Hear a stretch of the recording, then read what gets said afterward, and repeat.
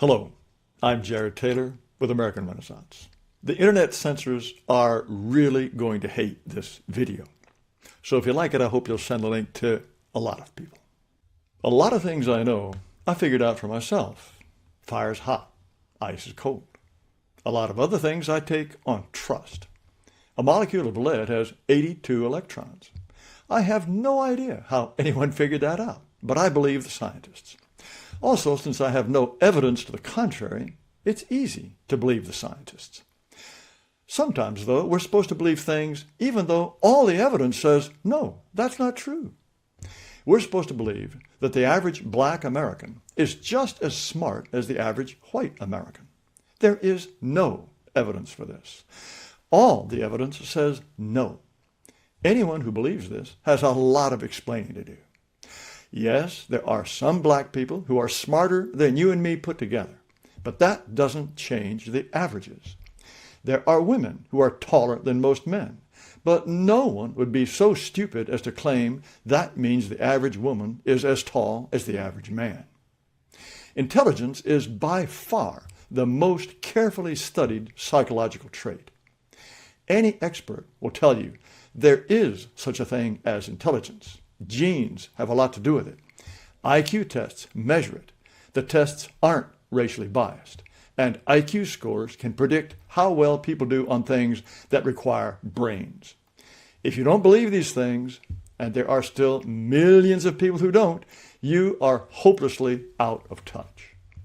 Any modern textbook, like this one from Cambridge University Press, out just this year, leaves no doubt.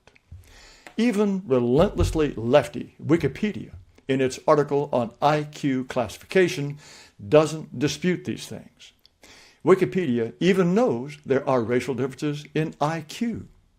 A 2001 meta-analysis of the results of 6,246,729 participants tested for cognitive ability or aptitude found a difference in average scores between black people and white people of 1.1 standard deviations.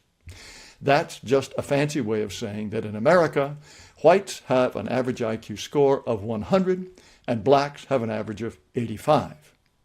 This is like the atomic weight of lead, established fact. And unlike the atomic weight of lead, it's confirmed everywhere you look. That 15-point difference is hugely important. Linda Gottfredson of the University of Delaware explains it in this graph. These two bell curves represent the distributions of IQ scores for American blacks and whites. The curve for whites is on the right and the curve for blacks is on the left. Along the bottom are IQ scores from 70 to 130. Here are the IQ scores that will be most common for blacks, 80 to 90. At these levels of intelligence, you can do jobs like assembler in a factory, food service, nurse's aide. That's where you would expect to find the most black workers. What level of intelligence does it take to be an attorney, chemist, or company executive? You need an IQ of 125 or better. Look at the two curves at that level of IQ. A white person is 30 times more likely than a black person to have an IQ that high, and 5 times more likely than a Hispanic. East Asians, on the other hand, are twice as likely as whites to have IQs of 125 or higher. But this means you can't get a representative number of blacks in top jobs unless you lower standards. And look at this range of IQs. It is dominated by blacks. These are people who are a lot more likely to be poor, unemployable, and criminals. Don't these distributions of IQ fit perfectly with what you see around you and in the news? Here's a real-world example. Math standardized test scores from 1978 to 2020 for 13-year-olds. Whites do better than Hispanics, and Hispanics do better than blacks. Asians, not shown here, do better than whites. For the last few years, there have been more than 13,000 school districts in the U.S. Have you heard of even one where the grades don't fit this pattern? Nations show the same pattern. Here's a map of the world of gross national income per capita. Look at where the white people live. Those countries are colored black, meaning they're rich. Look at Africa, light colored, meaning poor. Latin America, where Hispanics are from, is in between. In all that vast area south of the Sahara, before outsiders arrived, no one had discovered the wheel, or made a calendar, or invented even the simplest mechanical device. No one domesticated an animal or built a two-story house. No one in black Africa invented writing. Ancient Meroitic script, which was used in Nubia, was adapted from hieroglyphics. Ge'ez, which is used to write Ethiopian, was modeled on a South Arabian script. There's something called Nsibidi from Nigeria, but it's called proto-writing, used as much for decoration as for communication. This is the level at which most blacks were living south of the Sahara when Arabs and Europeans first arrived. Black Africans never built anything remotely like this, or like this, or this. Go to any art museum and look at the African section. It's right across the hall from pieces like this. Some people tell you Africa is poor and undeveloped because it was colonized. Do they really believe these folks would have discovered electricity and built cars if Europeans hadn't come along? All-black Haiti became independent in 1804, just 28 years after the United States. It's worse off than black African countries that were colonized and run by whites. Rhodesia was wealthy when whites were in charge. Ever since blacks took over and renamed it Zimbabwe, it's gone downhill. Whites made South Africa the richest country on the continent. Now that blacks run it, they can't keep the power on. Railroads are so badly managed that people steal the rails, and look what happens. All this is consistent with tested IQs in Africa of about 71. Experts think that with proper nutrition, the African IQ would be an extrapolated figure of 80. Brain size has a correlation of about 0.3 with intelligence, and as this article explains, East Asians have, on average, about 17 cc more brains than whites, who have about 80 cc more on average than blacks. You'd never guess it from reading the news, but psychologists agree that American blacks are less intelligent on average than American whites. The only question is whether it's due to genes or environment. The authors of this paper decided to ask experts who publish articles about intelligence in academic journals. 86 replied, all anonymously. As you can see over on the left, 14 said the difference was 100% due to environment, but all the rest, 72 of them, said genes had something to do with it. The most common answer was a 50-50 split between genes and environment. But the third most common answer, over towards the right, was that environment accounts for only 20% of the difference. That would mean 80% is genes. To repeat, there was no disagreement about the difference in average intelligence, only about how much of it is genetic. Some people claim that if only black children grew up in better environments, they'd be as smart as white children. That's been looked into. The Minnesota Transracial Adoption Study ran from 1975 to 1985 and followed black children adopted by middle-class white families.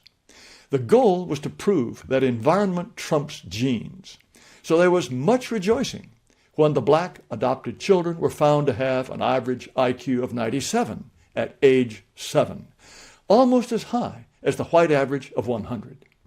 There was much less joy when the average IQ at age 17 turned out to be 89. This matches perfectly with decades of research.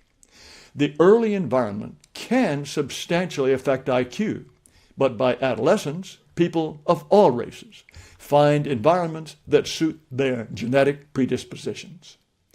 Did growing up in a white family raise the IQs of black children by 4 points from the national black average of 85 up to 89?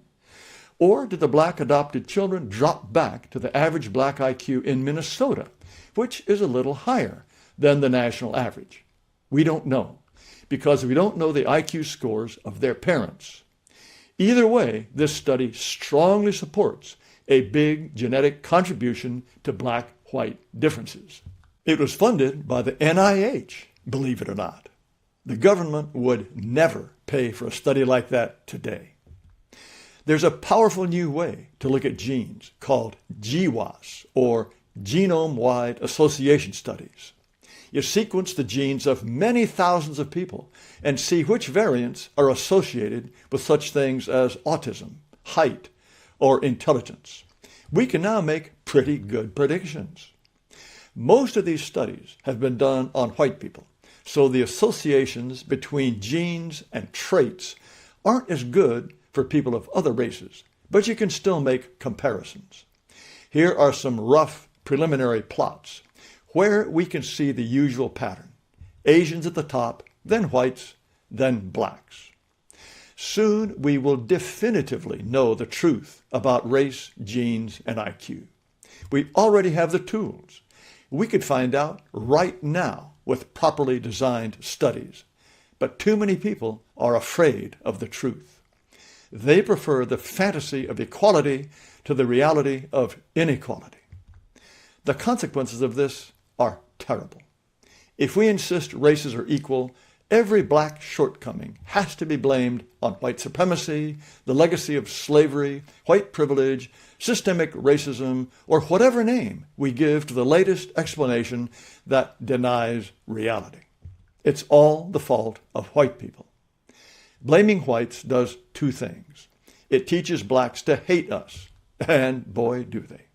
And it manipulates guilty whites into supporting diversity, equity, and inclusion, which means taking from whites and giving to blacks. Equal outcomes are not possible, so DEI will never end. We are turning our country inside out, weakening it terribly, trying to reach a goal that is as fanciful as equal representation for women in the National Football League. Nothing makes sense in this country: crime, poverty, welfare, policing, school performance, urban decay, if we deliberately close our eyes to the reality of race. And when you think about it, isn't everything I've told you obvious? George Orwell is supposed to have said, in a time of deceit, telling the truth is a revolutionary act. Whoever said that was right. And until you can tell the truth in America, it will continue destroying itself. Thank you for watching. Please subscribe to this video channel. You might even give this video a thumbs up. I invite you to visit amren.com, AMREN.com. You'll find videos, podcasts, discussions about a lot of things that I feel sure will interest you. But again, thank you so much for watching.